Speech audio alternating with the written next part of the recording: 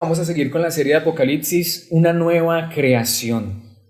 Hace 8 días terminamos las 7 iglesias y hoy vamos entonces a ir al capítulo 4 de Apocalipsis. Un capítulo muy importante. Bueno, toda la palabra de Dios es importante, pero creo que hay partes de la Biblia que tienen una importancia, digamos, lo mayor por el contexto y por lo que realmente se va a decir allí. Porque esto es importante decirlo antes de ir a este capítulo. Los 3 primeros capítulos de Apocalipsis son la base para entender Apocalipsis.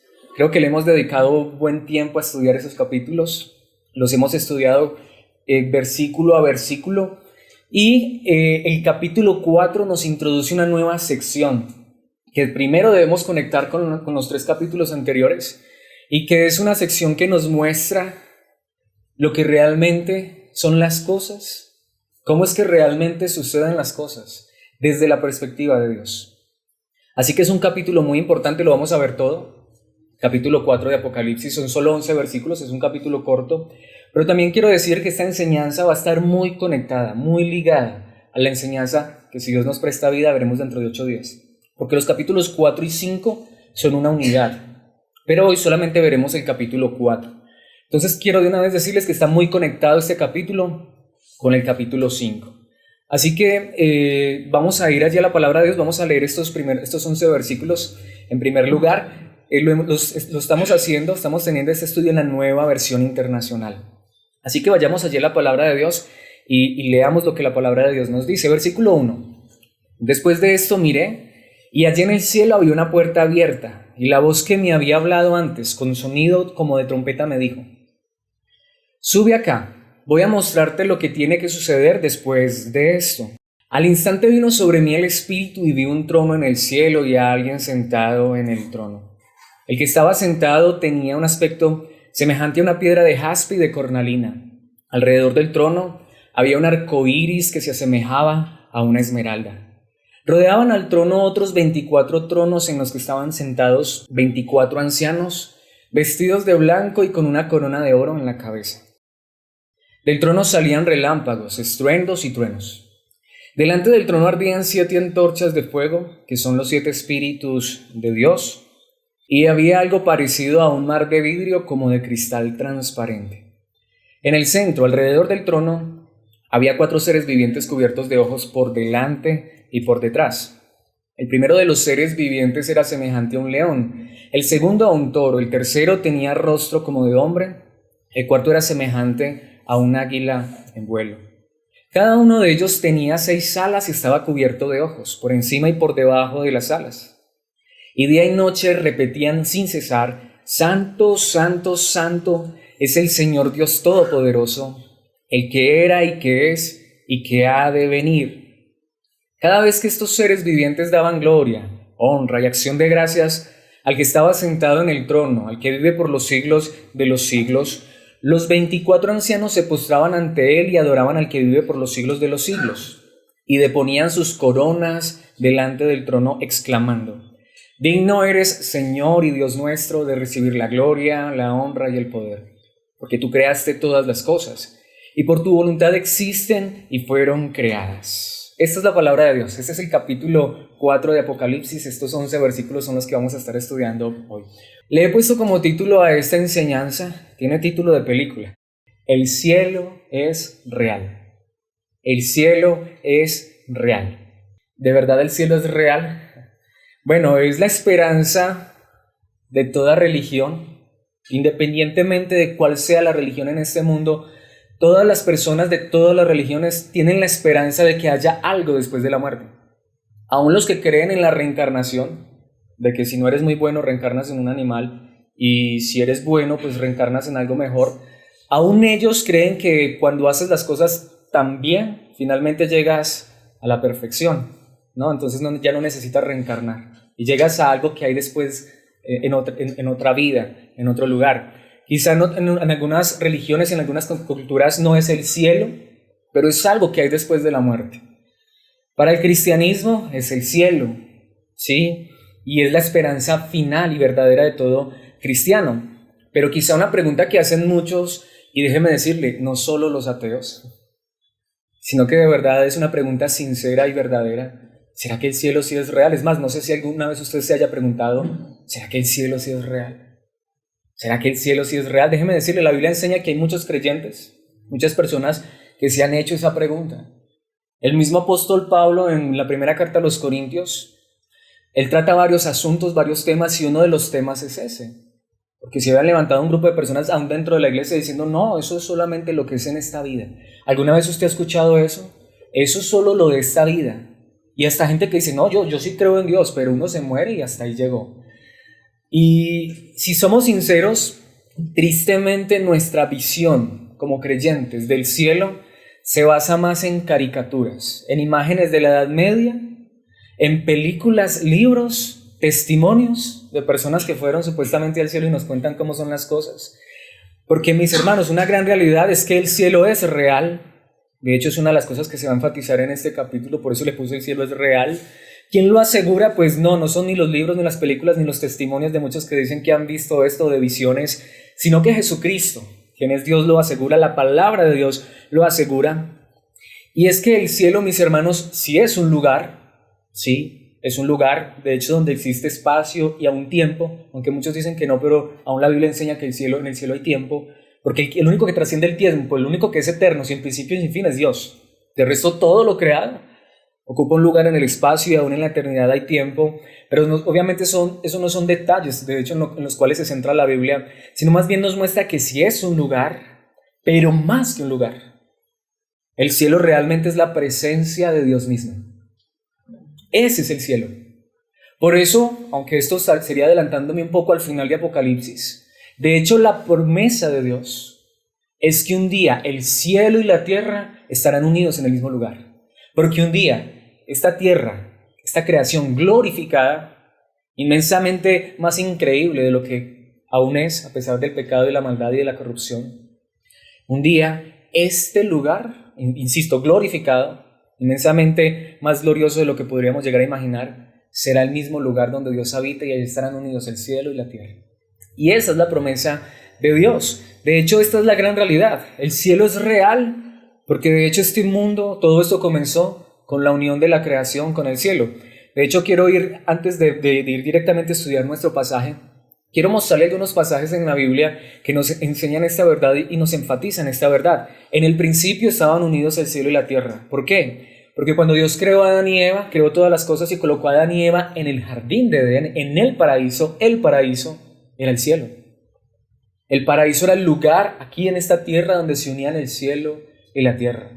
Adán y Eva tenían comunión con Dios, al punto que cuando ellos pecaron, y después de pecar y sentir esa vergüenza y taparse, ¿qué me dice la palabra de Dios? En Génesis capítulo 3, versículo 8, cuando el día comenzó a refrescar, el hombre y la mujer oyeron que Dios, el Señor, andaba recorriendo el jardín.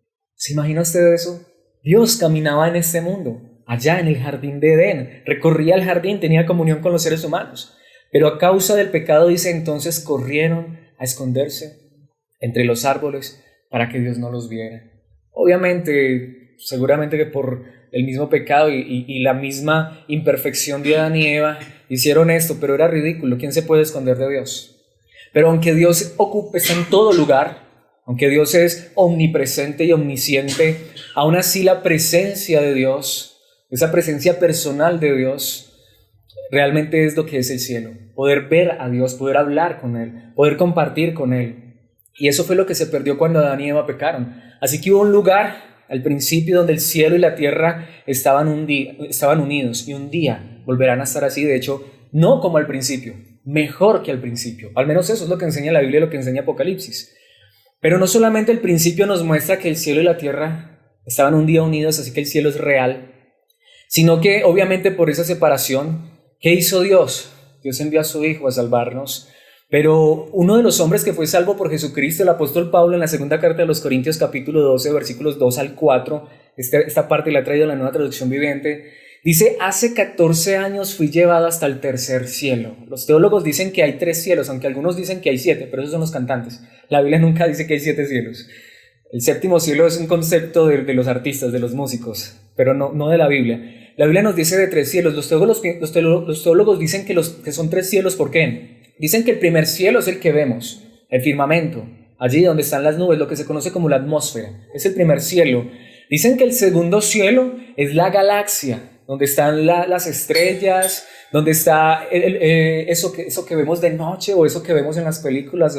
Bueno, no sabemos qué tanto de eso sea verdad, pero eso como lo que se conoce como el espacio exterior.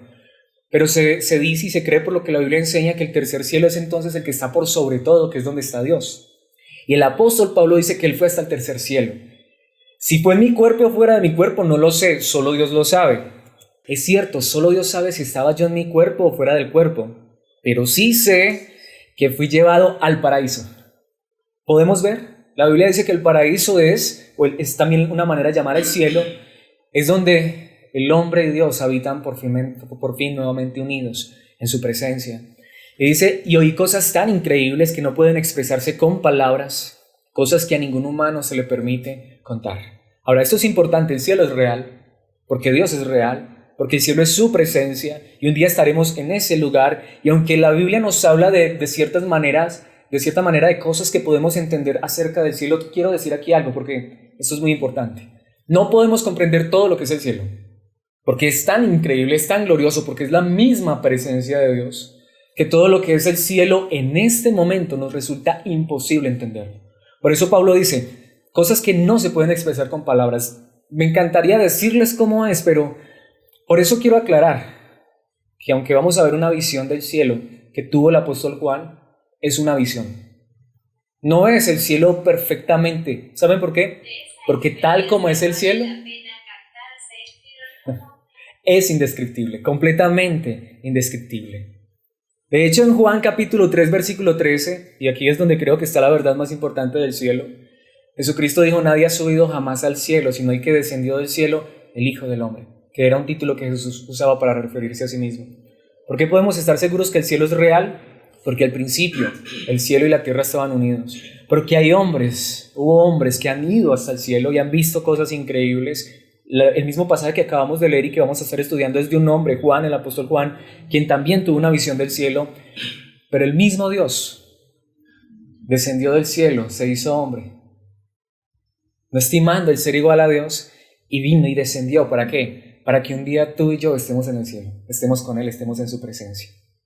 Así que mis hermanos, el cielo es real, y por supuesto, aquí podría darles una conferencia no sé de cuántas horas hablándoles acerca de argumentos sobre que el cielo es real, pero creo que como creyentes sabemos que el cielo es real. Insisto, aquí no estamos en una sesión de apologética, aquí hay creyentes, aquí no hay ateos, ¿cierto? Hay muchos argumentos más que podemos dar acerca de esto, pero dejando sentada esta base, este precedente, que somos creyentes, que sabemos que el cielo es real, quisiera que viéramos 4 verdades en esos versículos de Apocalipsis capítulo 4, que nos hablan la verdad acerca del cielo, porque el cielo es real. Y lo primero que quiero que veamos lo veremos en el versículo 1, y es que el acceso al cielo, porque el cielo es real, es por medio de Jesucristo. Hay un cielo, sí, el cielo es real, pero la única manera de acceder al cielo, la única manera de ir al cielo, es Jesucristo. Es Jesucristo. ¿Cuál es el acceso al cielo? Jesucristo. Si hay un cielo, y por supuesto que lo hay, es real. ¿Cuál es la manera en que tú y yo vamos al cielo? Pues el cristianismo verdadero y bíblico nos dice que el único acceso es Jesucristo. Es Cristo, el mismo cielo, porque Él es Dios. Pero aquí quisiera, antes de ir directamente al primer versículo, decir algo que de hecho escuché esta semana de uno de mis predicadores favoritos, que me encantó lo que dijo, porque creo que esa es la gran verdad. No sé si tú alguna vez hayas visto esto así, o de hecho lo podrías ver. Si pensáramos en el cielo, como lo dice la Biblia, como lo estamos viendo, como Dios mismo, como es llegar a Dios. Imaginémonos una montaña, ¿sí? Una montaña. Y Dios está en la cima. Todos nosotros estamos abajo. Todas las religiones del mundo dicen que hay un ser supremo, que hay un Dios. Todas las religiones del mundo, aún incluido tristemente mucho del cristianismo, nos enseñan esto. Dios está allá en la montaña, es una ilustración, nosotros estamos acá abajo. ¿Y cuál es la manera entonces de llegar a Dios? Que tú y yo comencemos a escalar esa montaña. Entonces quizá esta religión te dice que por aquí hay un sendero, por aquí hay un camino. Y esta otra religión te dice, no, por aquí es más fácil, o por aquí es mejor, o este es el camino verdadero. Y algunos, aún cristianos, te dicen, no, pero el cristianismo sí es el camino verdadero y por eso tú tienes que hacer esto y esto y esto y esto para llegar a Dios. Pero todo eso es religión, aun cuando estuviera enmascarado el cristianismo. ¿Saben cuál es el cristianismo verdadero? ¿Sabe qué es lo que enseña la Biblia? Digamos, usemos la misma ilustración, sí, Dios está allá en la cima de esa montaña, nosotros estamos abajo, pero tú y yo no tenemos que subir. Él descendió para llevarnos. Él fue el que bajó. Todas las religiones te enseñan que tú tienes que hacer algo, que tú tienes que esforzarte, que tú tienes que, ¿cierto?, subir esa montaña. Buenas acciones, ¿cierto?, un montón de cosas. Ahora, ¿las buenas acciones son malas? No. De hecho, como cristianos queremos hacerlas, pero no son estas cosas las que nos llevan al cielo. Porque la única manera de llegar al cielo es a través de Jesucristo, aquel que descendió del cielo, para a través de su propio poder, de su obra, llevarnos al cielo. Esa es la diferencia del cristianismo. Por eso el acceso al cielo es aquel que descendió del cielo para llevarnos al cielo. De hecho, el versículo 1 dice algo supremamente interesante. De hecho, aquí me quiero detener un poco y solo quiero ver este primer punto en este primer versículo. Después de esto, es muy importante, es una expresión que allí en Apocalipsis usa Juan para pasar de una visión a otra, pero también nos recuerda algo muy importante. Acabamos de ver las 7 iglesias. En el mensaje a las 7 iglesias, Dios les dice a la mayoría de iglesias, porque solo hubo 2 que estaban como bien, a la mayoría de iglesias les dice que realmente hay muchas cosas que es necesario que en ellos cambien. Pero esta es la gran realidad. Digamos lo que hasta allí el mensaje quedó mocho. ¿Por qué? Porque nos deja la expectativa. ¿Qué va a pasar con estas iglesias? ¿Qué va a pasar con los cristianos? Quiero decirles, imaginémonos esto. Los primeros 3 capítulos de Apocalipsis nos muestran cómo comenzó la iglesia. ¿Sí? La iglesia en sus inicios. Pero el resto, desde el capítulo 4 hasta el capítulo 20 de Apocalipsis, nos enseña lo que está ocurriendo con la iglesia desde ese momento y hasta que Cristo regrese. Algunos no lo creen así. Aún así quiero decirles, no hay otra manera en que bíblicamente respaldemos otra posición. De hecho, después de esto significa, después del mensaje a las iglesias, dice, miré, y allí en el cielo había ¿qué? Una puerta abierta. Obviamente es una visión. Juan está viendo esto. Y la voz que me había hablado antes con sonido como de trompeta me dijo, ¿quién es la voz que le había hablado antes a Juan como con sonido de trompeta? La voz de Jesucristo mismo. Eso lo vimos en el capítulo 1. Así que Jesucristo mismo es el que le dice a Juan, sube acá. De hecho, hay un movimiento, no sé si llamarlo movimiento, o más bien un sistema de interpretación que se llama el dispensacionalismo, que es muy famoso, que posiblemente la mayoría de nosotros hasta ni sepamos, pero podemos todavía ser dispensacionalistas, que interpretan esto, dicen que en ese preciso momento, cuando Jesucristo le dice a Juan, sube aquí, que ese es el rapto de la iglesia. Rapto secreto que no sé de dónde lo sacan porque la Biblia no lo enseña en ninguna parte. Entonces dicen que cuando Jesucristo le dice a Juan, sube acá, ahí subió la iglesia y fue raptada. Eso no es bíblico, eso no es cierto, no lo enseña en ninguna parte de la Biblia. De hecho, él está diciendo, sube acá, a ti, a Juan, porque voy a mostrarte lo que tiene que suceder después de esto. Lo que tiene que suceder ¿con quién? Con la iglesia. Así que es imposible, si vamos a ser bíblicos y honestos, interpretar este versículo como que aquí la iglesia fue raptada. Claro, algunos lo quieren interpretar entre comillas con buenas intenciones, porque como ahora viene la gran tribulación, muchos dicen que la iglesia no pasa por la gran tribulación. Bueno, de hecho, si usted lee Apocalipsis, la gran tribulación, la iglesia está en medio todo el tiempo. Más bien creo que es importante entender que la iglesia vive angustias y tribulaciones mientras esté en esta tierra. Pero este no es el rapto secreto. Seguro que no. Lo que está haciendo Jesucristo es mostrándole 2 verdades, digámoslo así, a Juan. Primero, le va a mostrar todo lo que va a ocurrir desde la perspectiva de Dios. Pero es lo que sí creo que nos enseña este versículo, es una verdad muy importante. La única manera de entrar al cielo es que Jesucristo nos abra la puerta, porque Él mismo es la puerta, y que Él mismo nos llame al cielo. ¿Habrá otro camino? ¿Habrá otra verdad? ¿Hay otra manera de acceder al cielo? Ni siquiera Juan, siendo ya un apóstol.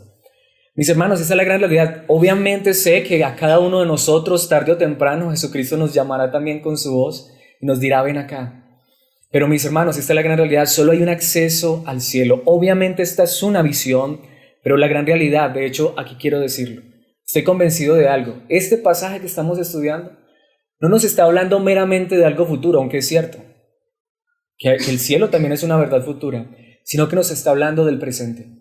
Esto que estamos viendo aquí y esto que vamos a empezar a ver en este pasaje es lo que está ocurriendo en este preciso momento, en el trono de Dios. en la eternidad desde el cielo. Mis hermanos, de hecho, ¿no es la verdad que enseña la Biblia en Juan 10:9 que dijo Jesucristo? Yo soy la puerta. El que entre por esta puerta, que soy yo, será salvo. Se moverá con entera libertad y hallará pastos. No hay otra manera de ir al cielo. No hay otra manera de entrar en la eternidad. No hay una otra manera de tener salvación y vida eterna. Solo hay una puerta, solo hay un acceso a la misma presencia de Dios, y es Jesucristo. Y aunque insisto, en este capítulo de Apocalipsis es una visión, de todas maneras, el único que nos puede ahondar esa visión, ese entendimiento, ese conocimiento de la verdad es Jesucristo. De hecho, en el mismo libro de Juan, en el capítulo 14, versículo 3, allí está en la Nueva Traducción Viviente, dice: cuando todo esté listo, volveré para llevarlos, para que siempre estén conmigo donde yo estoy. ¿Y dónde está Jesucristo hoy? En la eternidad, en el cielo.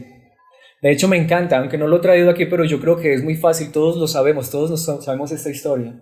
¿Acaso el mismo día, a la misma hora en la que Jesucristo estaba muriendo, no había a su lado dos ladrones, uno a su lado derecho y otro a su lado izquierdo? Y no sabemos si fue el de la derecha o la izquierda, pero uno de esos le dijo: acuérdate de mí cuando vengas en tu reino. ¿Y qué le dijo el Señor Jesucristo? Hoy estarás conmigo en el paraíso. Creo que lo que Jesucristo está diciendo aquí en Juan capítulo 14, versículo 3, aunque eso sería para otra enseñanza, es que allí está Jesucristo en la última cena, y lo que Él está diciendo a los apóstoles es: voy a ir, de hecho lo acaba de decir en el versículo anterior, a preparar lugar. ¿Cuál era ese lugar? ¿Qué era lo que Jesucristo iba a hacer? A morir en la cruz, para que donde yo estoy, estén ustedes también conmigo. Jesucristo allá en esa cruz nos abrió la puerta directa al cielo. Por supuesto, Él dice que es una puerta angosta. ¿Sabe por qué? Porque Él es la única puerta. Y porque por Él solamente entramos de a uno, colocando nuestra fe en Él. De hecho, en Hebreos capítulo 10, versículo 19, también en Nueva Traducción Viviente, dice: así que, amados hermanos, podemos entrar con valentía en el lugar santísimo del cielo, que es una manera de decir la misma presencia de Dios, por causa de la sangre de Jesús. Jesucristo fue a esa cruz para abrirnos la puerta al cielo, para hacer lo que ninguno de nosotros podíamos hacer. Y en Efesios capítulo 3, versículo 12, y creo que este versículo, digámoslo así, remata esa gran verdad. El apóstol Pablo dice: gracias a Cristo y a nuestra fe en Él, a confiar en Él, podemos entrar en la presencia de Dios con toda libertad y confianza. Ese es el cielo. Por supuesto, hoy de manera imperfecta, pero quiero decirles en esta hora, mis hermanos, si tú has creído en Cristo Jesús, de cierta manera tú ya estás en el cielo. Porque aunque insisto, aunque estamos esperando que esto llegue a ser un día de manera perfecta, o sea, que esta verdad sea perfecta, ¿acaso no tenemos libertad de entrar a la misma presencia de Dios? ¿Acaso no lo llamamos Padre? ¿Acaso no sabemos que Él es nuestro Dios y que somos sus hijos? Y que aunque hoy no le vemos cara a cara, un día le veremos cara a cara. Así que lo primero, mis hermanos, es que el cielo es real, pero la manera de entrar al cielo es ¿quién? Jesucristo. Si hoy nos llamara Dios, siempre digo esto, lo trato de ilustrar, porque algunos dicen que si muriéramos, la religión popular que nos ha enseñado, que si muriéramos y llegáramos al cielo, ¿quién hay en la puerta del cielo? Pedro. No, yo no creo que esté Pedro. Yo creo que está nuestro Señor Jesucristo. Bueno, si hubiera una puerta. De hecho, porque Él es la puerta. La pregunta es: ¿por qué entraríamos al cielo? Para mí esta pregunta ha sido muy importante y la he hecho varias veces y constantemente me la hago a mí mismo. Si yo hoy partiera a la eternidad, si Dios me llamara a cuentas y Dios mismo me dijera: Alex, ¿por qué te debo dejar entrar a mi cielo? ¿Cuál sería la respuesta mía? Sabes, yo soy cristiano. Yo fui a la iglesia 30 años. Yo fui pastor, ¿cierto? Yo tengo más crédito, ¿no? Yo fui pastor y enseñé tu palabra. No, nada de eso nos valdrá. Si esto lo hacemos es por gracia, en gratitud, y de hecho porque es un privilegio aún hacerlo. Pero mis hermanos, la única entrada al cielo es Jesucristo. Porque Cristo pagó por nuestros pecados. Porque Él nos ha hecho santos, limpios. Porque Él es el que nos va a presentar sin mancha delante de nuestro Padre Celestial. Esa es la única puerta al cielo. Gracias a Cristo y a nuestra fe en Él, podemos entrar en la presencia de Dios. De hecho, es por Cristo Jesús que tú y yo nos acercamos confiadamente a nuestro Dios, que lo llamamos Padre, que confiamos en Él, que descansamos en Él. Pero esta es la gran realidad. Veamos el siguiente punto, porque no quedan las cosas allí. Mis hermanos, el cielo es real. Y en segundo lugar, el cielo es real ahora mismo y el gobierno en el cielo es por Dios mismo. De hecho, ¿qué quiero decir, mis hermanos? El cielo es real hoy en nuestras vidas, cuando el que gobierna nuestras vidas es Dios mismo. Mis hermanos, insisto, un día esto será perfecto. Un día cada pensamiento, cada palabra, cada acción será completamente dominada y gobernada por Dios mismo el día que tengamos cuerpos perfectos. Pero la gran realidad es que las personas que han creído en Jesucristo han entrado al cielo porque ¿sabe quién gobierna ahora sus vidas? Jesucristo. Dios mismo es el que lo hace. Veamos esto en los versículos 2 y 3. Porque el cielo es el lugar desde donde Dios gobierna. Versículo 2 dice: al instante vino sobre mí el Espíritu. La traducción mejor en el griego debería ser: al instante estaba yo en el Espíritu. De hecho, la mayoría de traducciones lo hacen así. Esta traducción dice sobre mí el Espíritu, pero es más, estaba en el Espíritu. Y vi un trono en el cielo. ¿Cuántos tronos? Uno. Un trono en el cielo. De hecho, quiero decirlo, esa palabra trono en el idioma original, en estos 11 versículos, se repite 11 veces. Sin contar los 24 tronos de los 24 ancianos que veremos en un momento. Pero el trono de Dios se repite 11 veces en estos 11 versículos. Así que es muy importante. Y es un trono. Vi un trono en el cielo. Así que lo primero que me dice Juan es que el cielo es ¿qué? El trono de Dios. Ahora, ¿qué significa eso? ¿Qué es un trono? Y a alguien sentado en el trono. De hecho, me parece interesante. Dice a alguien sentado en el trono. Ahorita veremos con más detalle esto, pero ¿por qué, mis hermanos, habla de un trono? Insisto, yo creo que tristemente nosotros nos perdemos de eso porque no vivimos en un sistema, o mejor, vivimos en un sistema demócrata, ¿no? Nosotros tenemos que presidente. Nosotros no tenemos rey, ¿no? Pero en la antigüedad eran reinos y los reyes se sentaban en su trono. Y de hecho, en el momento en que el rey se sentaba en su trono, significaba que lo que él decía se hacía. Alguien, no sé, eso todavía se juega, no sé, es que yo a veces me siento como que estoy como que muy viejo ya, o a veces no tan viejo, pero ¿a alguien le tocó jugar el Rey Manda? ¿Eso todavía lo juegan? ¿Los niños todavía juegan el Rey Manda o ya no? No, porque ya no hay reyes, ¿no? Ya los niños ni saben qué es eso. A mí me tocó jugar el Rey Manda. Se supone que era el Rey Manda, que alguien hacía las veces de rey y lo que esa persona decía, todos los demás los niños lo hacíamos, ¿no? A los que nos tocó jugar. Y entonces, mis hermanos, lo que pasa es que ya ahora todo es por Play, por consolas, por videojuegos. Pero a mí me tocó jugar el Rey Manda y era eso, ¿cierto? Pero esa es la gran verdad. El que se sienta en el trono es el soberano, el que manda, el que gobierna. De hecho dice, el que estaba sentado, porque obviamente es Dios y es indescriptible, tenía un aspecto semejante a una piedra de jaspe y de cornalina. Lo que Juan está queriendo decir es, su aspecto es impresionante. Solamente puedo decirles más o menos cómo, porque recordemos que Pablo dice, no hay palabras para explicar esto. Alrededor del trono había un arco iris que se asemejaba a una esmeralda. ¿Alguna vez usted ha visto eso? Eso solamente ocurre en el cielo. Aún así dice, se asemejaba. No sé, les estoy intentando describir lo que había, pero de lo que está seguro Juan es que hay un trono. Hay uno que gobierna. Mis hermanos, esta es la gran realidad. ¿Qué es el cielo realmente? De hecho, yo preguntaría, ¿estás tú en el cielo o estás en la tierra? ¿Saben por qué, mis hermanos? Porque aunque físicamente tú y yo estemos aquí en la tierra, cuando tú y yo creemos en Cristo Jesús, entramos al cielo. Porque ¿qué es el cielo? Es entrar en la misma presencia de Dios por la fe en Cristo. Y es que Dios gobierna nuestras vidas. Hoy mucha gente más bien están bajo los gobiernos de este mundo. Humanamente estamos bajo el gobierno de este mundo, pero como creyentes decimos, pero el que gobierna realmente mi vida, mi corazón, mis circunstancias es Dios. Aunque los gobiernos de este mundo hagan y deshagan, aunque los gobiernos de este mundo se declaren la guerra o intenten hacer lo que sea, hay uno que está por sobre todos los gobiernos y ese es el que gobierna la iglesia. De hecho, mis hermanos, qué gran paz he experimentado y espero que tú también la hayas experimentado cuando entiendo que Dios es el que realmente gobierna hasta el detalle más pequeño de mi vida. Dios es el que decide si hoy tengo vida o mañana parto a la eternidad. Dios es el que decide si estoy casado o estoy soltero. Dios es el que decide simplemente si hoy estoy enfermo o tengo salud. Dios es el que decide si tengo dinero o no tengo dinero.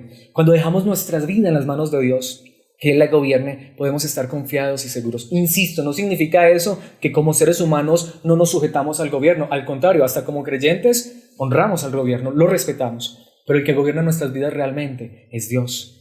Y Él está sentado en su trono. Él está gobernando. De hecho, en Salmos capítulo 103, versículo 19 dice, el Señor ha establecido su trono ¿en dónde? En el cielo. Su reinado domina sobre todos.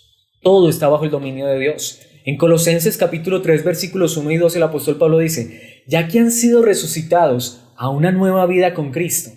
Dice, pongan la mira en las verdades del cielo, donde Cristo está sentado en el lugar de honor a la derecha de Dios. Como creyentes, ¿a dónde deberíamos colocar nuestra mirada? En el cielo. Ahora, no significa meramente este versículo que vivamos pensando que un día nos vamos a ir para el cielo. No.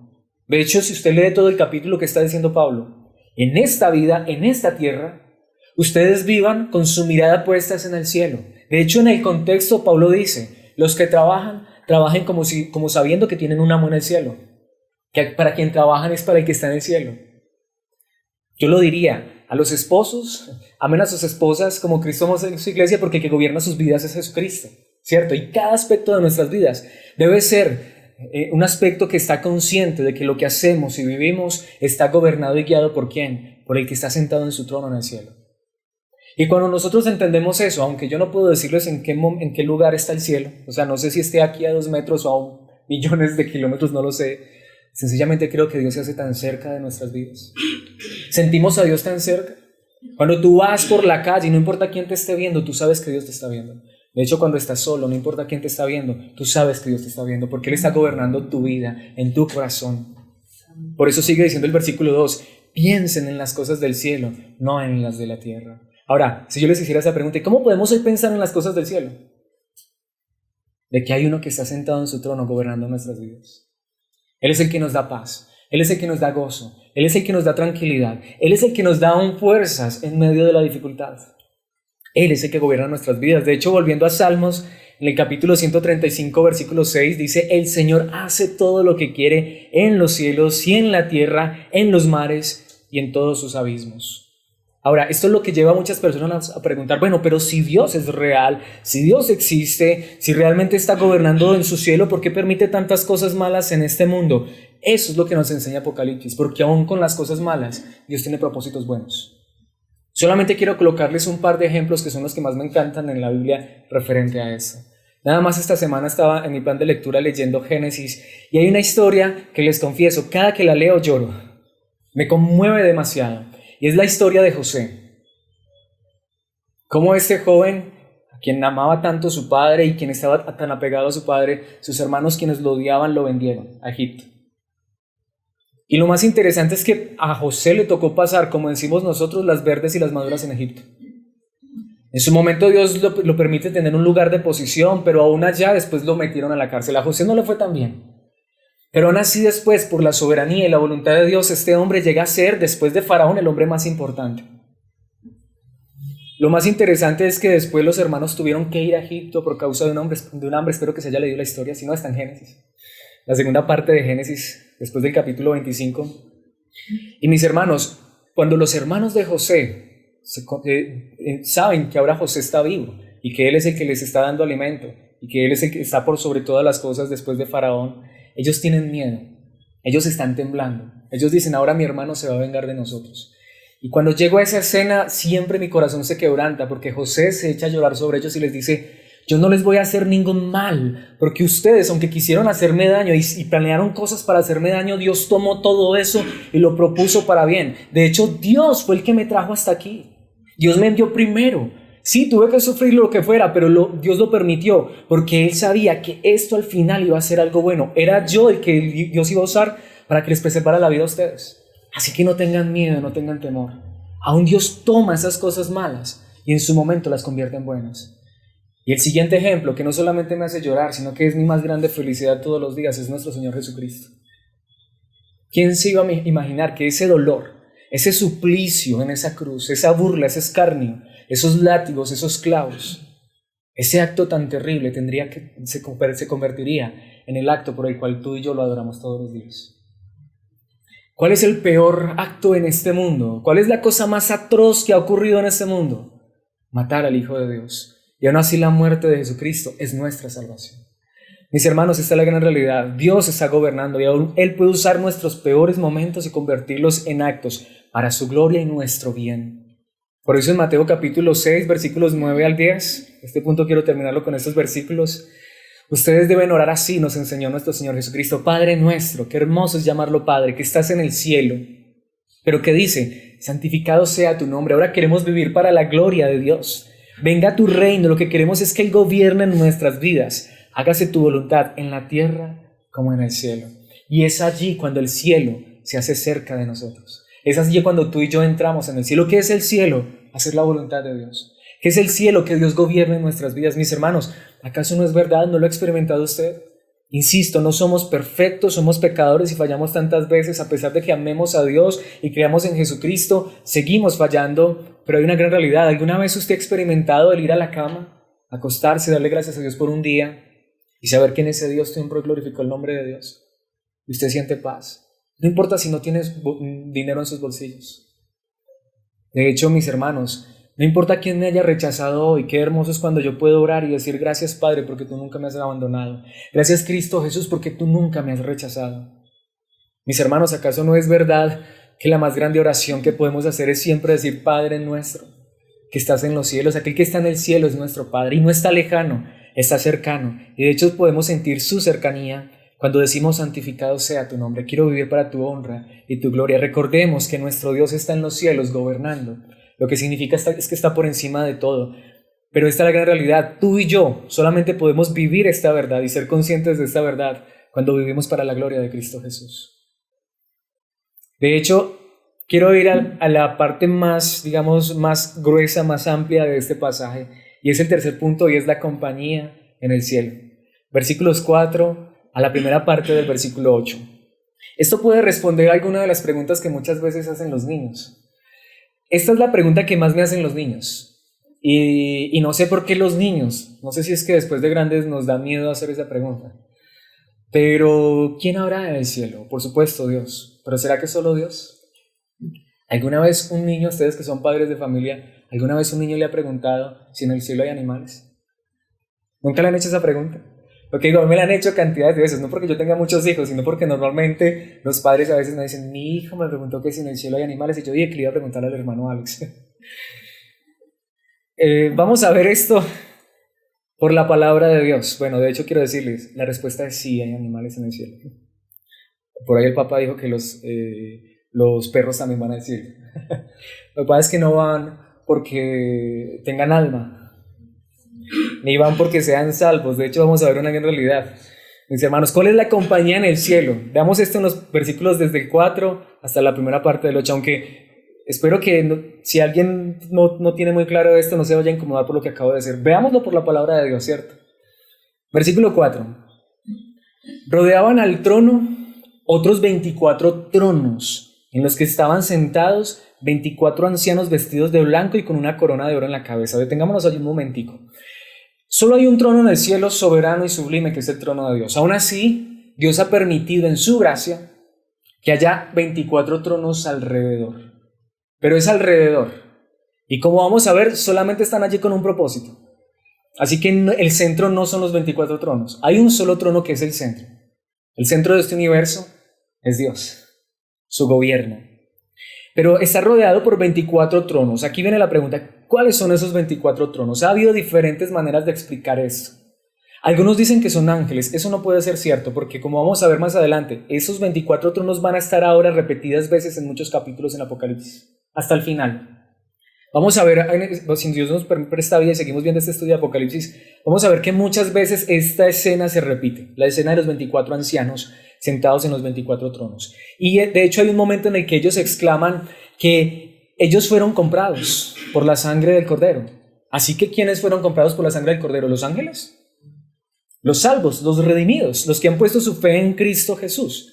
De allí que entonces algunos, y yo estoy de acuerdo con esa interpretación, dicen que los 24 tronos son una representación de la iglesia, de las dos dispensaciones en que las dividen algunos de la antigüedad, del Antiguo Testamento. Por eso al final también vemos que la ciudad también tiene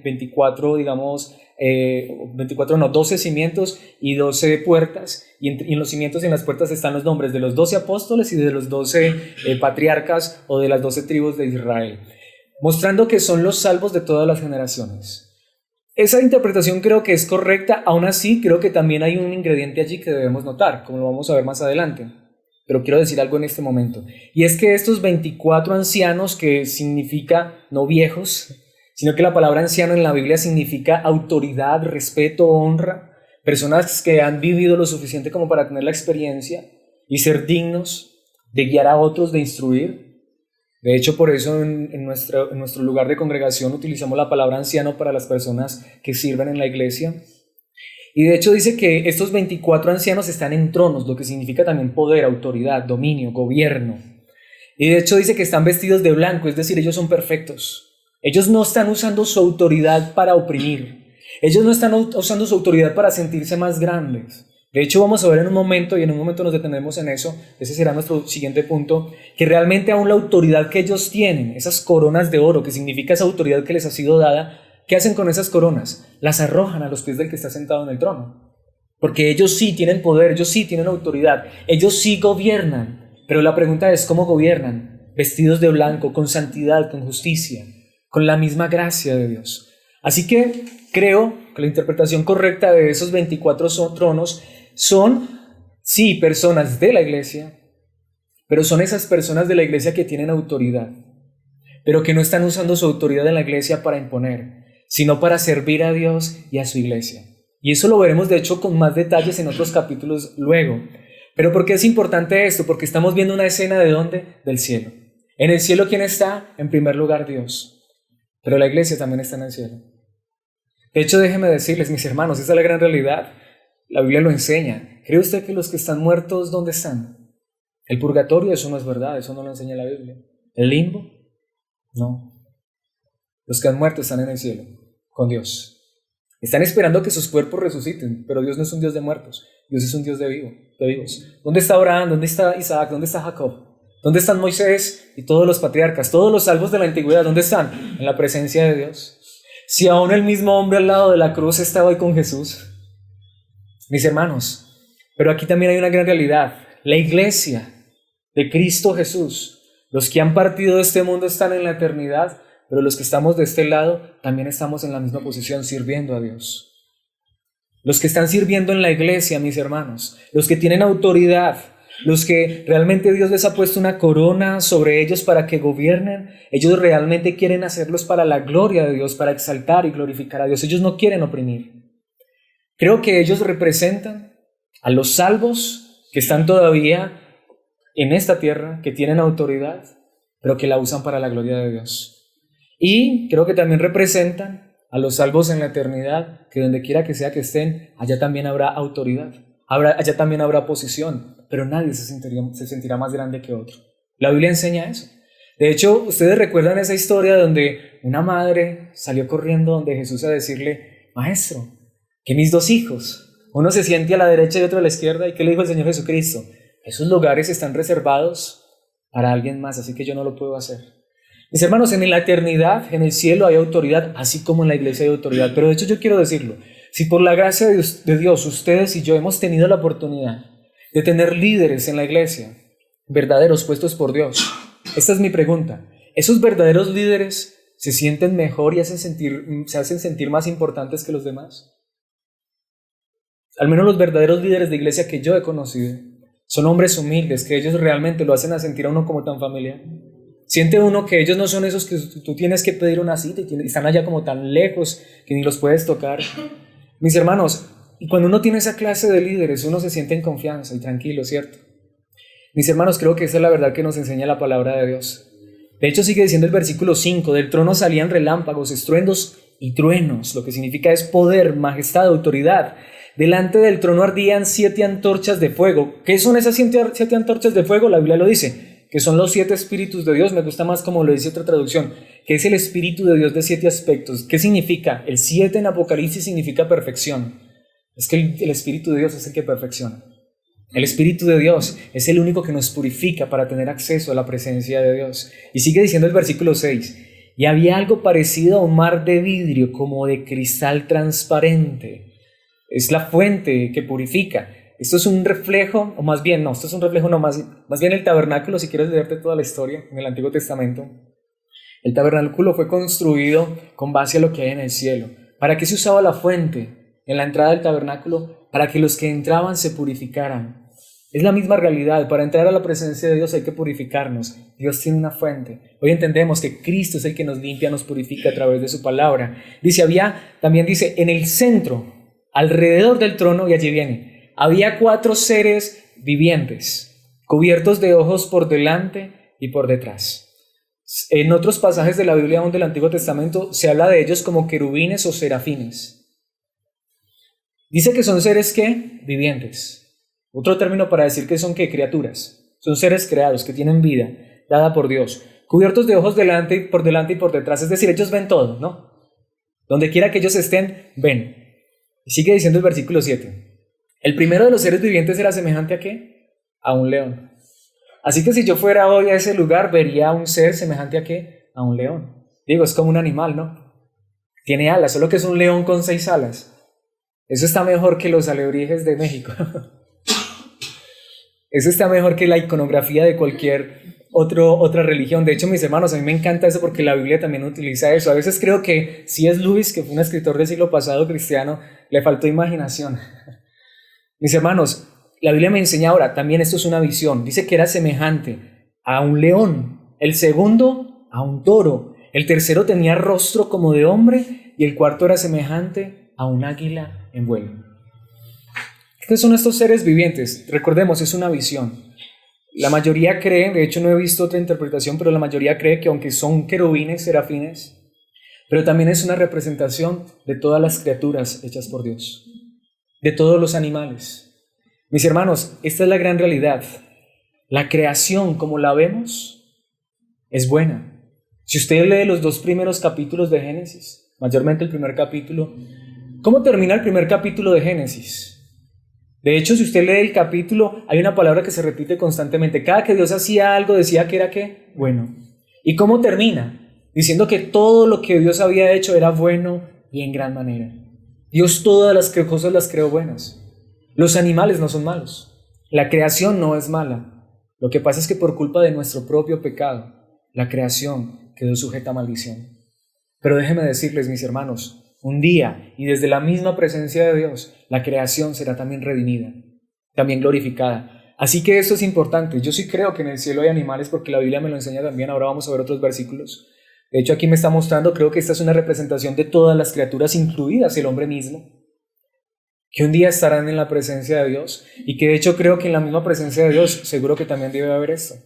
Mis hermanos, no sé cómo será el cielo en el sentido de que tiene que ser más increíble que este mundo.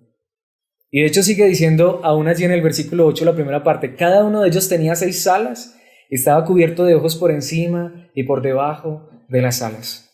Ahora, mis hermanos, cuando veo esto, veo que aún en el cielo hay seres vivientes, animales, creación glorificada. Hasta cuando termina Apocalipsis hay árboles. ¿Se imagina usted cómo será eso? ¿Cómo serán los animales en la eternidad? Increíbles. ¿Cómo serán los pájaros en la eternidad? Con 6 alas, un águila con 6 alas. Obviamente les digo, creo que es una representación. De hecho dice semejante. Creo que lo que Juan está es intentando describir las criaturas del cielo, porque son increíbles, son indescriptibles.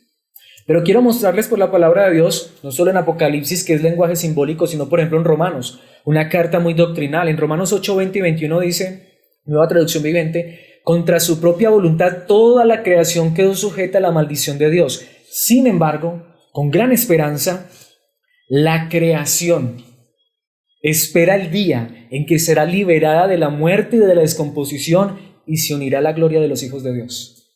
La Biblia dice que la misma creación será glorificada.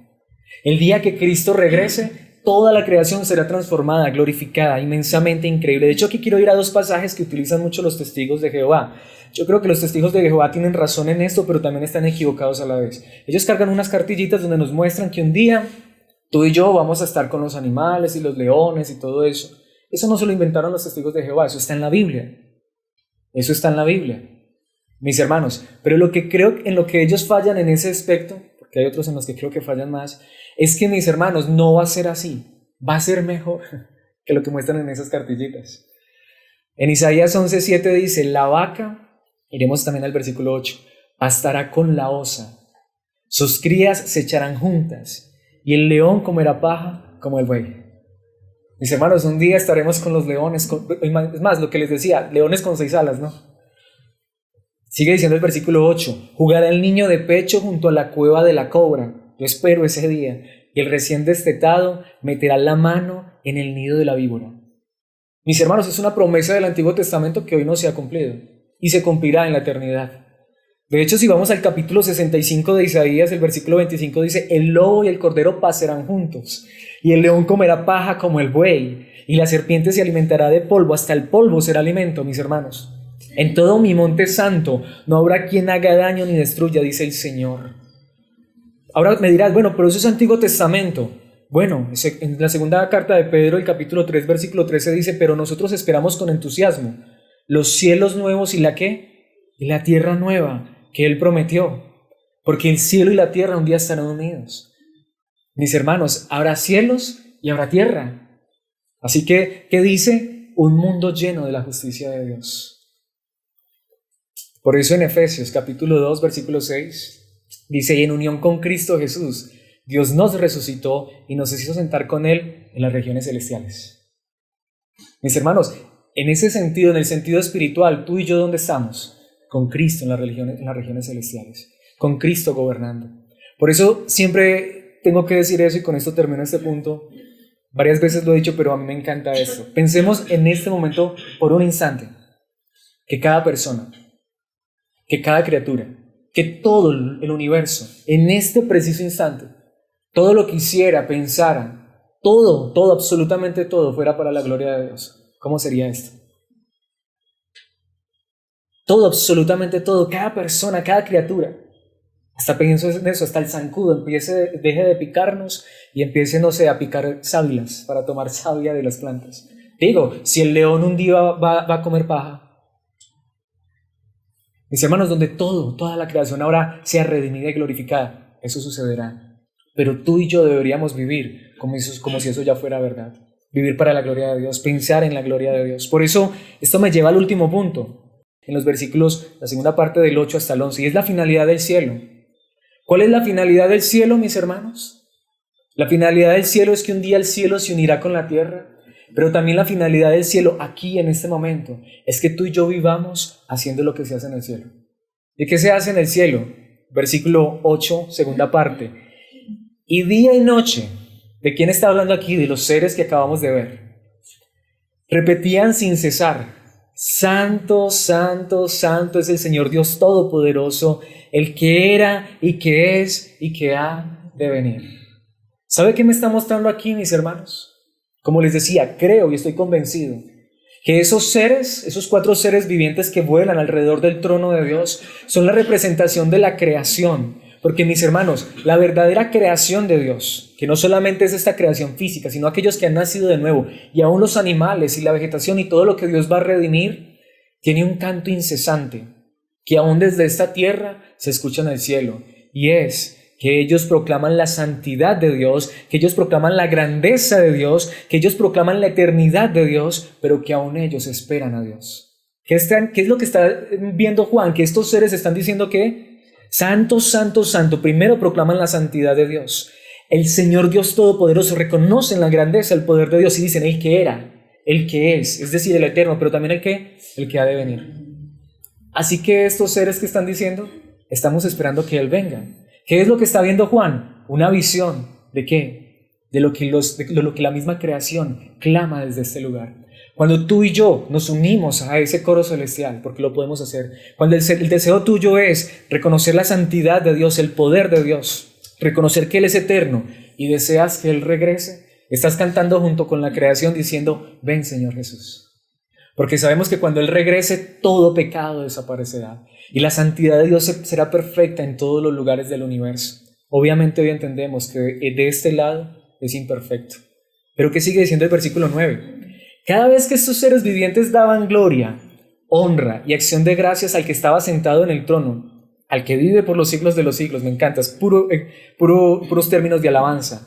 ¿Qué dice el versículo 10? Los 24 ancianos se postraban ante Él, es decir, ante el que está sentado en el trono, y adoraban al que vive por los siglos de los siglos, y deponían sus coronas delante del trono exclamando, lo que significa es, arrojan sus coronas delante del trono, y ¿saben qué dice? Digno eres, Señor y Dios nuestro. Entonces, ¿quiénes son estos? los que han sido redimidos, los que lo llaman Señor. ¿Saben, mis hermanos? Los que tienen autoridad en esta tierra están gobernando desde el mismo cielo, porque están sentados con Cristo. Pero la autoridad de ellos lo usan ¿para qué? Para arrojarla a los pies de Dios y decir: solamente tú, Señor y Dios nuestro, eres digno de recibir la gloria, la honra y el poder, porque tú creaste todas las cosas, por tu voluntad existen y fueron creadas. De hecho, mis hermanos, ¿qué dice Isaías 43:7? Traigan a todo el que me reconoce como su Dios, porque yo los he creado ¿para qué? Para mi gloria. Fui yo quien los formé. Un día estaremos en el cielo de manera perfecta, el día que el cielo y la tierra se unan. Pero cuando tú y yo vivimos para la gloria de Dios, estamos viviendo en el cielo, en esta tierra, de manera imperfecta, pero un día será de manera perfecta. De hecho, en Salmos capítulo 104, versículo 1 dice: que todo lo que soy alabe al Señor. Oh Señor mi Dios, eres grandioso, que has vestido de honor y majestad. ¿Saben qué es el cielo desde la tierra? Cuando tú y yo nos gozamos en el Señor, lo alabamos y que nuestra vida se rinde en servicio a Él. Eso es el cielo en la tierra y podemos disfrutarlo desde ahora. Insisto, y un día será perfecto. Salmos 148:1, versículos 1 y 7. ¿Qué dice el versículo 1? Aleluya, alabado sea el Señor. Alaben al Señor desde los cielos, alábenlo desde las alturas. Y los siguientes versículos nos dicen que lo alaben las estrellas, el sol, la luna. Y en el versículo 7 ya dice: alaben al Señor desde la tierra, los monstruos marinos y las profundidades del mar. Y sigue diciendo: los ríos, los mares. Es más, dice las montañas, los árboles. Mis hermanos, ¿sabían ustedes por National Geographic o por Discovery Channel que los animales se comunican entre ellos? Déjenme decirles, los animales tienen su lenguaje de comunicación. ¿Creen que el que los creó no los escucha? Los animales alaban a Dios. El canto de los pájaros es para Dios. El bramido del mar es para Dios.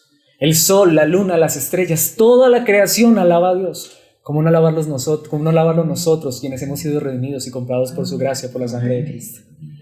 Por eso, mis hermanos, Colosenses 1:16, traducción en lenguaje actual: por medio de Él, es decir, Jesucristo, Dios creó todo lo que hay en el cielo y en la tierra, lo que puede verse y lo que no se puede ver, y también los espíritus poderosos que tienen dominio y autoridad. En pocas palabras, Dios creó todo por medio de Cristo y para Cristo. Por eso, mis hermanos, quiero terminar diciendo esto: el cielo es real y es por medio de Cristo Jesús que esto se hace real en nuestras vidas hoy y será una realidad en la eternidad. Así que Jesucristo nos asegura la entrada al cielo y es Él mismo quien nos da el conocimiento de ese cielo. Mis hermanos, aquí la pregunta entonces es: ¿quieres ser gobernado por Dios? ¿Quieres vivir para hacer la voluntad de Dios? ¿Quieres tú unirte a la creación y alabar a Dios y vivir para la gloria de Dios? Eso es el cielo. Esa será un día de la eternidad. Esa será un día de la eternidad. Quiero terminar diciendo esto. ¿Quién no quiere ir al cielo? ¿No? Hay muchas personas que no quieren ir al cielo. Hay muchas personas que no quieren ir al cielo. ¿Sabe por qué? Hay muchas personas que si entendieran lo que es el cielo dirían: qué pereza, qué aburrido. Digo, un ateo, ¿para qué quiere ir al cielo? He escuchado gente que dicen: es que Dios, ¿cómo así que va a enviar personas al infierno? Yo quiero terminar diciendo esto: el cielo es la presencia de Dios. El infierno es estar lejos de Dios. Esa es la gran realidad. De hecho, preguntaría: si tantos quieren ir al cielo, ¿en qué se gozan? ¿En qué se deleitan? Mis hermanos, estoy convencido de algo. Yo sé que ustedes, tanto ustedes como yo, hoy nos deleitamos en esta verdad, en adorar a Dios, en exaltarlo, aún de manera imperfecta, porque sabemos que un día estaremos en el cielo, adorándolo, exaltándolo de manera perfecta. De hecho, mis hermanos, hoy sabemos que todavía esos pecados que habitan en nuestra carne y que todavía nos tientan, nuestra esperanza es que un día eso saldrá. Hay otros que de hecho lo contrario, quieren vivir es para el pecado y la maldad. Hay otros que dicen: prefiero irme al infierno para allá ir a emborracharme. Cuando nosotros aquí, aunque fuéramos tentados con el alcohol, lo que deseamos es nunca más emborracharnos. Esa es la gran realidad. Cuando entendemos lo que es el cielo es la presencia de Dios, es estar con Cristo, es ver a Dios cara a cara y gozarnos en Él. Puede ser que todavía no lo hagamos de manera perfecta, pero es lo que estamos deseando hacer por la gracia y la salvación que Él nos dio. Dígale a una persona eso. ¿Qué es el cielo? Vivir eternamente para hacer la voluntad de Dios. Qué pereza eso. Yo prefiero hacer mi voluntad. Yo prefiero el pecado, la maldad. Mis hermanos, esa es la realidad. Ese es el cielo y ese es el infierno. Pero cuando entiendo esto, cuando yo puedo desde esta misma vida, desde esta misma tierra, disfrutar aún de la misma presencia de Dios y del gozo y de la comunión con Cristo Jesús, tengo que decir que yo, Alex, preferiría que el cielo literalmente fuera en llamas. Porque no hay nada que arda más que un alma que no encuentra descanso. Porque el único descanso está en Dios, en Jesucristo, nuestro Salvador. Por eso, mis hermanos, cuando uno ha experimentado la verdad de Jesucristo, puede decir que el cielo es real, no solamente porque un día el cielo y la tierra se unirán, sino porque ya lo estamos disfrutando en Él. ¿Quieres darle gracias a Dios por eso y quieres decirle, Señor, yo quiero disfrutar hoy más que nunca este cielo? Yo quisiera que termináramos hoy en oración como empezó esta lectura. Jesucristo abrió una puerta en el cielo y llamó a Juan y le dijo, ven acá y te mostraré. Que Dios hoy abra nuestros ojos para que entendamos que por fe podemos vivir nuestras vidas mirando hacia el cielo, mirando hacia la eternidad y mirando a aquel que gobierna nuestras vidas y viviendo para su gloria y santidad todos los días hasta el final, hasta que Él regrese a establecer su trono en esta tierra o hasta que nos lleve allá al cielo a adorar con los santos en la eternidad. ¿Quieres tú pedirle eso a Dios? Oremos en gratitud y en alabanza a Dios. Padre celestial, eterno Dios, tú que estás sentado en tu trono, hoy te adoramos, te exaltamos y te glorificamos. Hoy queremos darte gracias porque sabemos que aunque no lo vemos con nuestros ojos físicos, hoy podemos ver a través de nuestra fe y saber que aunque estamos aún en esta tierra, lo que realmente estamos, Señor, es en tu trono gobernando con Cristo Jesús, quien nos ha dado el acceso directo al cielo. Queremos que nuestras vidas de este lado de la eternidad sean vividas para tu honra y tu gloria, porque en Cristo Jesús se nos ha abierto una puerta de par en par para entrar al cielo. Un día estaremos viendo esa verdad maravillosa, pero queremos vivir aún desde esta tierra a la luz de esa verdad. Queremos que gobiernes nuestras vidas, Padre Santo, a través de la verdad de Cristo Jesús. Queremos honrar, exaltar y glorificar tu nombre. De hecho, queremos aún mirar en la creación, más que cosas hermosas que tú has creado, porque lo son realmente. Queremos ver en la creación hasta un modelo de alabanza y de adoración. Queremos de hecho unirnos a la creación con los ríos, con las montañas, con el sol, la luna, las estrellas, son los animales y decirte, Señor, perdónanos porque la creación te honra, la creación te alaba, la creación te glorifica. A veces somos nosotros los necios que nos olvidamos de dar gloria y honra a tu nombre, pero por favor, Dios, que por Cristo Jesús, nuestro Señor, nuestro Salvador, podamos nosotros vivir para tu honra y tu gloria hoy y siempre y aún por la eternidad. Gracias por este tiempo, por tu palabra, por mis hermanos, por tu gracia, por la verdad de Cristo Jesús. Amén y amén.